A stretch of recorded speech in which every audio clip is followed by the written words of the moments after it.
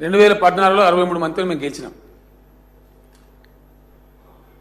సరే తదనంతరం ఒకటి బై ఎలక్షన్లో ఒకటి కూడా గెలిచినాం. నారాయణఖేడ్లో పాలేరులో అక్కడక్కడ గెలిచినాము. కానీ ప్రధానంగా స్టార్టింగ్ మాత్రం 63 గెలిచినాం.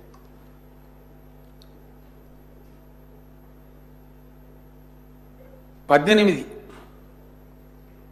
2018 డిసెంబర్లో దాన్ని ఎన్నిక వచ్చేటప్పటికీ మేము 63తో గెలిచిన వాళ్ళం 88తో గెలిచినాం అధ్యక్ష. తమకు తెలుసా విషయం? అంటే ఇంకో 25 సీట్లు ఎక్కువ ఇచ్చి జనం మమ్మల్ని గెలిపించి మళ్ళా మీరు ఈ రాష్ట్రాన్ని బాగు చేయండి అని అవకాశం ఇచ్చినారు. ఇక్కడ ఒక విషయం ఏంటంటే అధ్యక్ష, మేము తప్పు చేసి ఉంటే ప్రజలను ఎదుర్కొనే ధైర్యం మాకు లేకపోతే, మళ్ళీ గెలుస్తామనేటువంటి ధైర్యం మాకు లేకపోతే అసెంబ్లీని మేము ఎందుకు రద్దు చేస్తాం అధ్యక్ష? మేము తప్పకుండా మంచి చేసినాం కాబట్టి తప్పకుండా మాకే అవకాశం వస్తుంది, ఇంకా బాగా చేయాలా. ఆ రోజు కూడా ఈ పార్టీ వాళ్ళే అధ్యక్ష, ఈ కాంగ్రెస్ పార్టీ వాళ్ళే. వీళ్ళు ఎంత నీచానికైనా దిగజారుతారు అధ్యక్ష. ఇప్పుడు ఇందాక వాళ్ళు అరుస్తున్న కిడ్నాప్, మేమెందుకు కిడ్నాప్ చేస్తాం అధ్యక్ష? వాళ్ళు కాలు మొక్కిన చేయము, వాళ్ళు దండం పెట్టిన చేయము. తమకు తెలుసు అధ్యక్ష, తమరు కూడా సహకార సంఘంలో పనిచేసినారు. 94% సింగిల్ విండో చైర్మన్ రాష్ట్రంలో టీఆర్ఎస్ గెలిచింది. ఇక మాకు కిడ్నాప్ చేసే అవసరం ఏమిటంది అధ్యక్ష? వాళ్ళు హరిసే అర్పలకి ఏమైనా అర్థం తాత్పర్యం ఏమైనా ఉంటుందా? నిజంగా కూడా అధ్యక్ష, నేను కూడా కొన్నిసార్లు ఆశ్చర్యచక్తుని అయితే ఉన్నా. పార్టీలో మాట్లాడితే మనకు దిష్టి తలుపుతుంది, ఇదేం గెలిపాయి బాబు అని.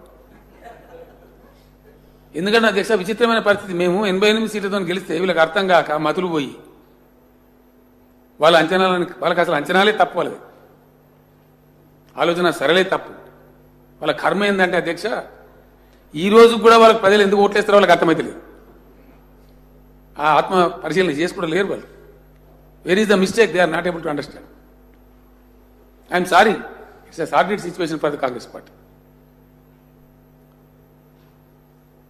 గెలిచిన తర్వాత 2 నెలలు 3 నెలలు మీరు విన్నారు అధ్యక్ష. 14లో వీళ్ళు బాడిన పాట ఇప్పుడు సిఎల్పి లీడర్ ఉన్న బట్టి విక్రమార్క 3 రోజులకు స్టేట్మెంట్ ఇస్తాడు. ఏమని? ఈ ప్రభుత్వం ఉండదు, కూలిపోతుంది. 2014లో ప్రతి వారానికి 4 స్టేట్మెంట్, ఈ ప్రభుత్వం ఉండదు, కూలిపోతుంది అంటే అంత గొప్పలు వీళ్ళు. తెలంగాణకు ప్రభుత్వం ఏర్పడ్డది, కొత్త రాష్ట్రం, ఇది ముందర పడాలి, కొద్ది దారి పట్టాలి, అది లేదు కథ. ఏమన్నా కానీ మాకు రాజకీయ అధికారం కావాలి, ఇది వీళ్ళ కథ. సరే జరగలేదు, జరగకపోగా జరిగింది, జరగాల్సింది జరిగింది.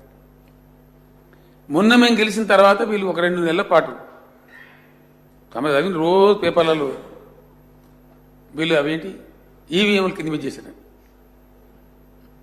మేము కేంద్ర ప్రభుత్వం కాదు, ఆ ఎన్నికల సంఘం మా చేతులు ఉండదు, ఆ ఈవీఎం మిషన్ ఆడికి వెళ్తుందో మాకు తెలియదు, మాకు ఏ పాత్ర లేదు. మొత్తం ఈవీఎంలు గోల్మాల్ చేసింది 2 నెలలు పాట పాడారు. దాని తర్వాత బ్యాలెట్ పద్ధతిలో జిల్లా పరిషత్ పంచాయతీరాజ్ ఎన్నికలు జరిగింది. 32 జిల్లా పరిషత్లు టీఆర్ఎస్ గెలిచింది అధ్యక్ష. ఇదే శాసనసభలో తమరి సాక్షి నేను అడిగిన వీళ్ళని, మరి ఏమైనా ఈవీఎంలు అంటారు అనన్నా, మేము కొన్ని కమ్యూనికేషన్ మరి 32 గెలిచినాం కదా మేము, దీనికి ఏం సమాధానం చెప్తారంటే దాటేస్తారు అధ్యక్ష, మాట్లాడు. ఆ పరంపరలో ఏ ఎన్నిక వచ్చినా సింగిల్ విండో ఎన్నికల అధ్యక్ష. నేను కూడా ఆశ్చర్యపడ్డాను. కొన్ని చోట్ల యునానిమస్ అయినాయి, తమరి నియోజకవర్గంలో కూడా అయింది, చాలా నియోజకవర్గాల్లో అయింది.